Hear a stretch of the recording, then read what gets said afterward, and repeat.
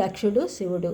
దక్షుడు యజ్ఞము చేయుట, ఆ యజ్ఞమునకు శివుని ఆహ్వానింపకపోవటం వలన కుమార్తె సతీదేవి వచ్చి తన భర్తను ఆహ్వానించకపోవటం వలన విచారించి ఆ యజ్ఞకుండంలో ఆహుతి అయిన విషయం తెలిసినది. అయితే సతీదేవి గురించి శివుడు యజ్ఞవాటిక వద్దకు వచ్చి కోపించి తన జటాజూటంతో వీరభద్రుని సృష్టించి యజ్ఞవాటికనంతా బీభత్సం చేసెను.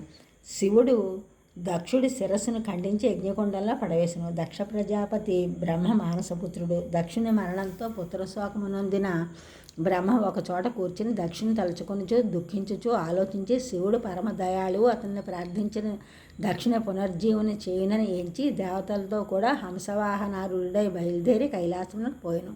అతడు సతీదేవి మరణంతో ఒంటరివాడైన శివుడు విచారించుచూ కూర్చుండెను. ఈశ్వరుని బ్రహ్మ దర్శించి ఆయనకు సాష్టాంగ దండ ప్రణామములు ఒనరించి ఇట్లు ప్రార్థించెను. ఓ సర్వేశ్వర, సర్వవ్యాపి మహేశ్వర, జగద్రక్షక, నీ పద్మములకు అనంతకోటి నమస్కారములు. అనుగ్రహింపుము. సమస్త ప్రాణులను సృజించుటకు, పోషించుటకు, లయింపజేయుటకు నీవే కర్తవు. పుత్రశోక పీడితుడనై నీ వద్ద శరణ పొందుటకు ఇటు వచ్చితిని. నా తప్పులను క్షమించి నన్ను రక్షింప ప్రార్థించదను అనెను. దయామయుడగు శివుడప్పుడు ఇట్లు సెలవిచ్చెను. ఓ చతుర్ముఖుడా, దక్షుని చావుకు నేను కర్తను కాదు, వాని కర్మ వలననే అతడు నశించెను. ఇతరులకు హాని చేయవాలని నేను తలచువాడు తానే హాని పొందును అని వెంటనే వృషభ వాహనారూఢుడే యజ్ఞవాటికకు వెళ్ళి తలలేని దక్షుని మొండెమును చూచి వీరభద్రుని పిలిచి ఇట్లనను.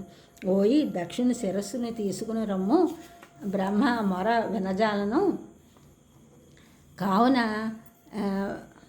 వీన్ని బ్రతికించదను అనగా వీరభద్రుడు వాని శిరస్సు అగ్నిగుండంలో పడి భస్మమయ్యను. మేష శీర్షం ఒకటి ఉన్నది, మీరు సెలవిచ్చిన తెచ్చేదనన్ను.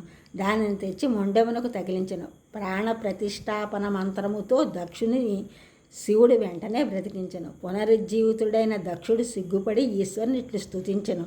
విశ్వమంతటికి అధిపతివి కావున విశ్వేశ్వరుడు నామము నీకే సార్థకమయ్యను. అందరి పాపములను పోగొట్టువాడువు కనుక హరుడను పేరు పొందితివి. చంద్రుని శిరస్సును ధరించుడితే చంద్రశేఖరుడను పేరు వచ్చినది.